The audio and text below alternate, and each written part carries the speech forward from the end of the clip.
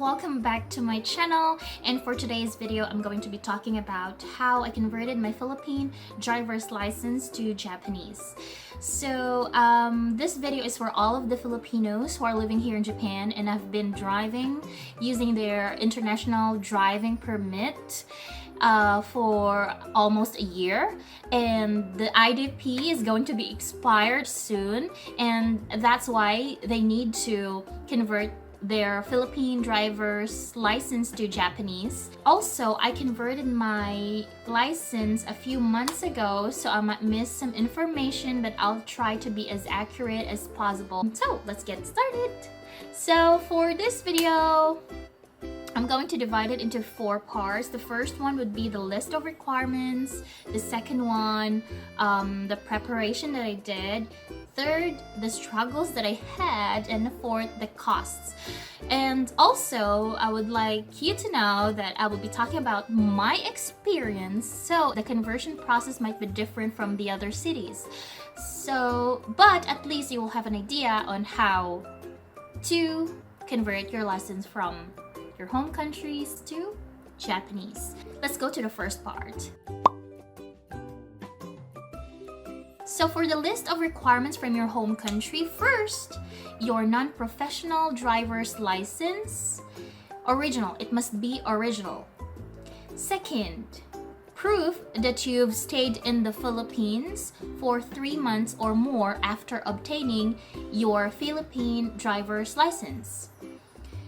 For this one, I had my PLDT bills, the bills that I have for my internet, and my driving certificate from my driving school, and next, my employment certificate. So I was really worried about this one, so I just gathered everything that I can to prove my stay in the Philippines for 3 months after obtaining my Philippine driver's license. Next, the original receipt or OR of your license from LTO or Land Transportation Office. Next, your authenticated driving record from the Department of Foreign Affairs. And finally, your international driving permit from AAP or the association. And finally, your international driving permit from the Automobile Association Philippines. Next, these are the list of requirements that you need to obtain in Japan. First, Juminhyo, or your registration from the city hall. So to convert your Philippine driver's license to Japanese, you have to stay, or you have to prove that you've been staying in Japan or residing in Japan for 3 months or more.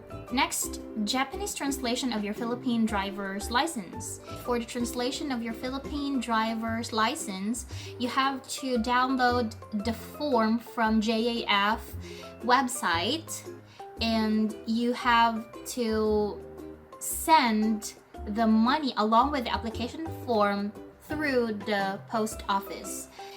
And finally, face photo.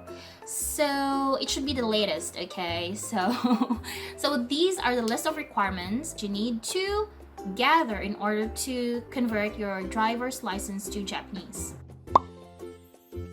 So let's talk about the preparation that I did prior to taking the exam. Before finally going to the licensing center for the application process, I was actually able to borrow some visual materials from an ALT who took the exam the previous year. So that was really helpful for me. In the application process, there are 3 parts. So the first part is the screening of the documents. It is actually a short interview.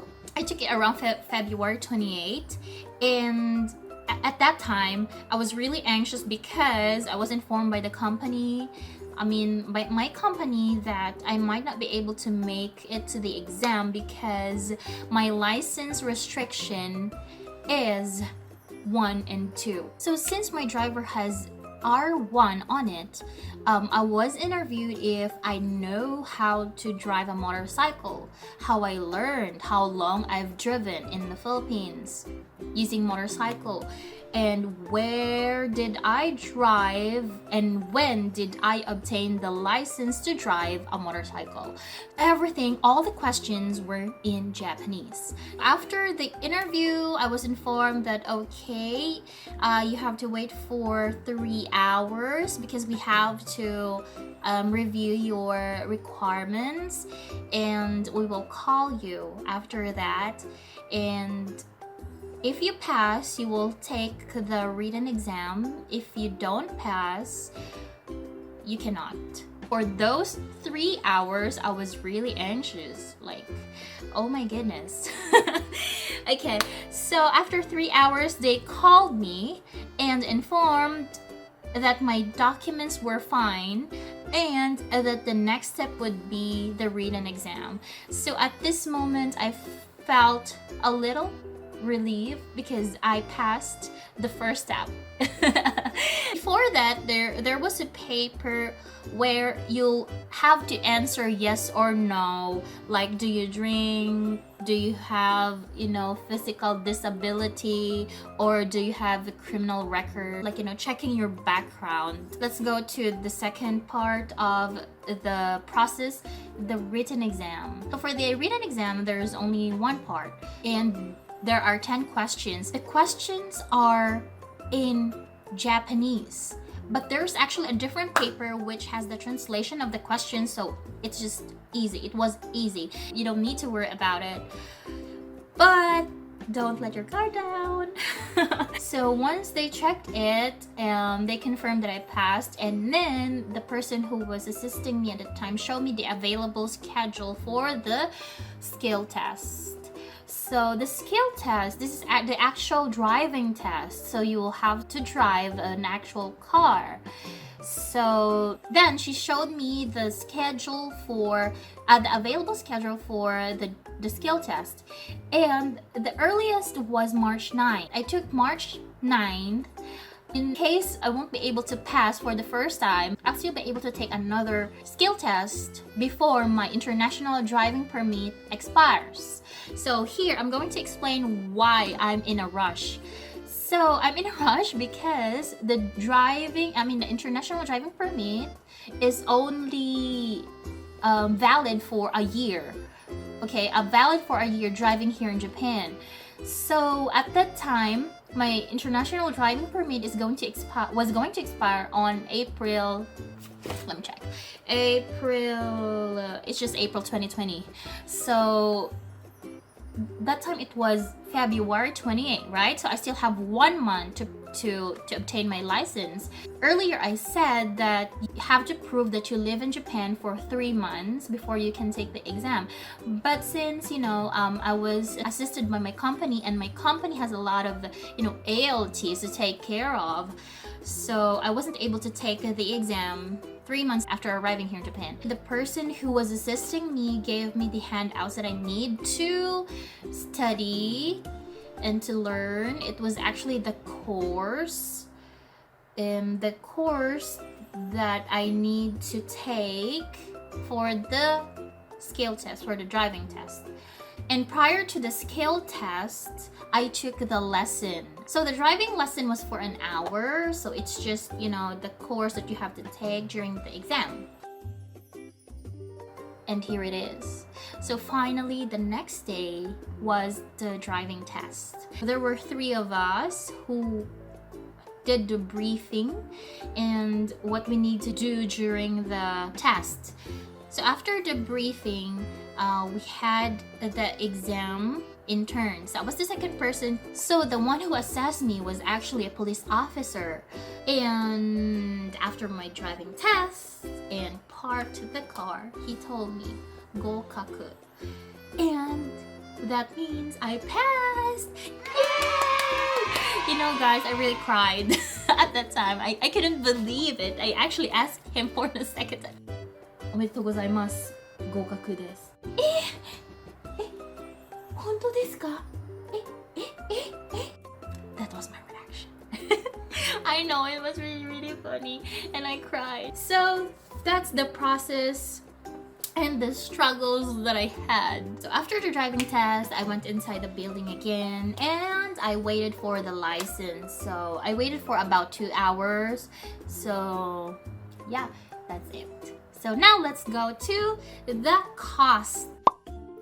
This is just a rough estimation of the expenses that I had. Okay, so for the first one, the translation of my Philippine driver's license to Japanese, it cost me 4,000 yen. And next, the written exam, it cost me 2,500. Next, the driving test, it cost me 10,000 yen. Next, the license, 2,500. Next, the fare to the driving license center. I went there 3 times for the written test, lesson, and the skill test. It took me about 5,000, maybe. So these are the amount that I spent. It is a total of, let me check. It cost me about 24,000 yen. So yeah, that's it. Also, you need to remember that you don't need to speak fluent Japanese, okay? You don't need to speak fluent Japanese for the conversion of your license, okay? Before I finally end this video, I'm going to give you tips on how to pass the exam. So first, drive slowly during the exam. Okay, so there is a part where you need to drive according to the speed limit, but aside from that, you can just drive slowly. Okay, and second, learn the signs. Okay, the road signs, study. You have to be prepared. Okay, be prepared, not one day before. You have to be prepared. Think positive. It's normal to be nervous, but don't let your nervousness rule you. So guys, I hope this video is helpful, and if you have some questions, drop them at the comment section below. Good luck in your exam. See you in my next video. Teine!